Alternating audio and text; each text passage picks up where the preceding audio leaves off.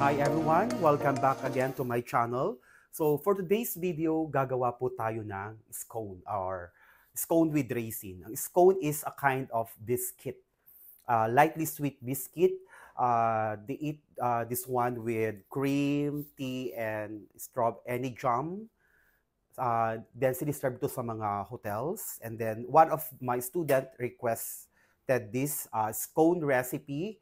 So ito na po, ibabahagi ko na sa inyo ang simpleng recipe ng paggawa ng scone. Okay, ito yung mga ingredients natin. I have here bread flour, and then cake flour, sifted powdered sugar, fresh milk, baking powder, unsalted butter, and then raisins. So any dried fruits na available sa inyong kitchen is pwede nyo po siyang ihalo. Prunes, what's that?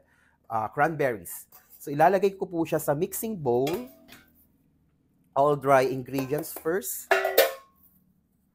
Powdered sugar. And then our baking powder. So using my paddle attachment or spatula. So ganyan lang po. Kasimple at kabilis gawin. And then it's time to add in our fresh milk and then butter. So dinidip po ito sa mga jam kasi hindi siya ganun katamis. But if you dip it with jam, to your favorite jam, ang sarap po niya.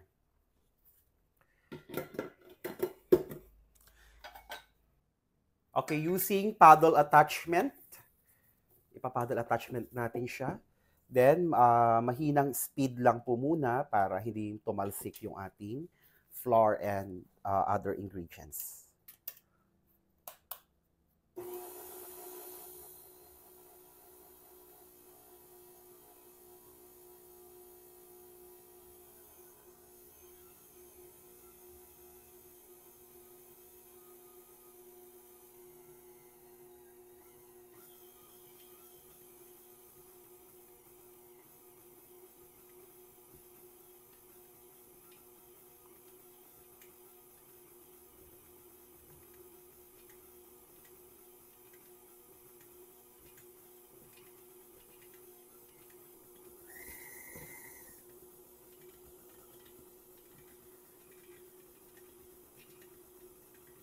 Na yung dough natin.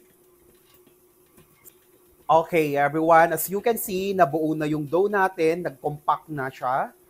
Para siyang crust, but we use the paddle attachment. So, hinaan ko yung speed. It's time to add our raisin naman. Ayan. Lastly, yung raisin natin.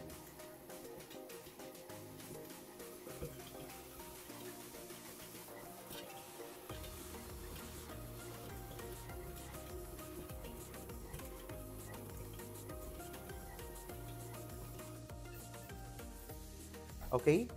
This is our scone. Yan. So, kapag hindi nyo kayang i-rolling pin ng buo, hati-hatiin nyo siya.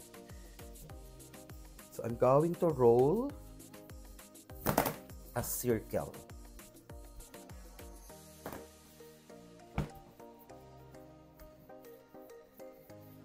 Biscuit to, flaky-flaky po siya. Okay? Ganun po yung texture. So, 1.5 centimeter yung kapal po niya.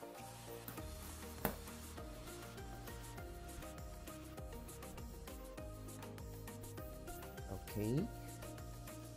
And then, using our cookie cutter, yung pinakamaliit, this is 5 centimeter. 5 centimeter inches, ito yung mga sizes. Pero I want the smallest one, tapos pabulaklak yung shape. And then cut like that. Okay, we have one scone already.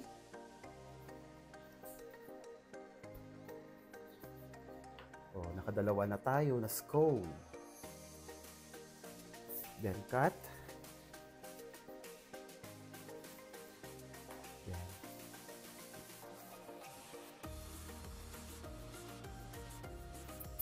So yung tira nyong dough ganun pa rin po. Buuin nyo lang din siya. Walang problema doon.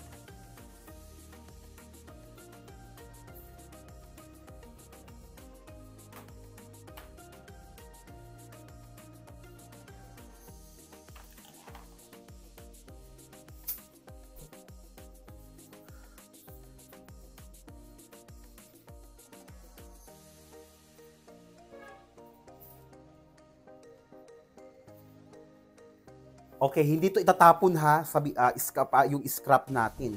Buuin nyo lang siya. Same lang. Hmm. Same process. Bakit naglalabasan yung pasas? Ang lalaki po kasi yung pasas ko. Para ayaw nilang humalo ha. Ayaw nilang mabake. Okay, same.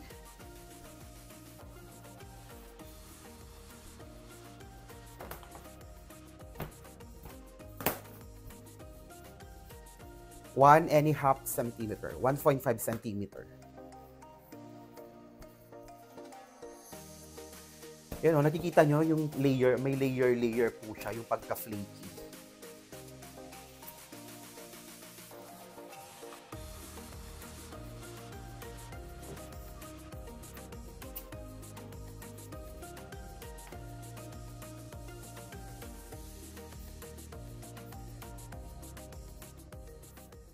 Nakagawa ako ng 24 pieces sa ating cutter.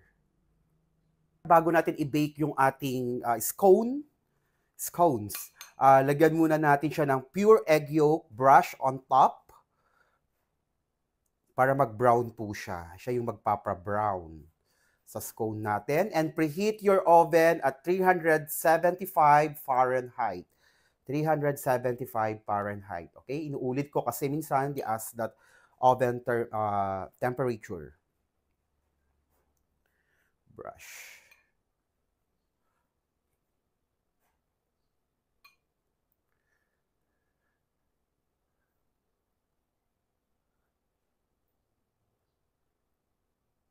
So, pure egg yolk para maganda yung kulay. Okay. That's it. Ganyan lang siya kabilis gawin at kasimple.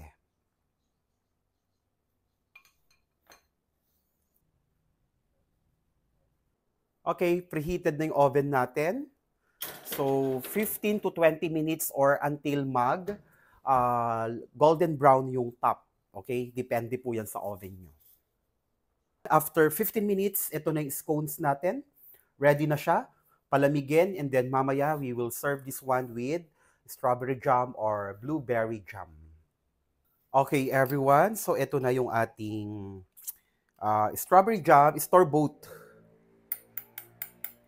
Yung binili ko kasi as dipping sauce. Pwede rin yung mga nakalata, DLA, the brand. So, as our dipping sauce, ternuhan mo with coffee. And I agree, napakasarap po niyan with coffee or tea.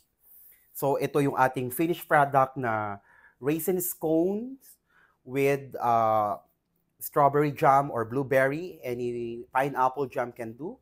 Hope you like it, our recipe.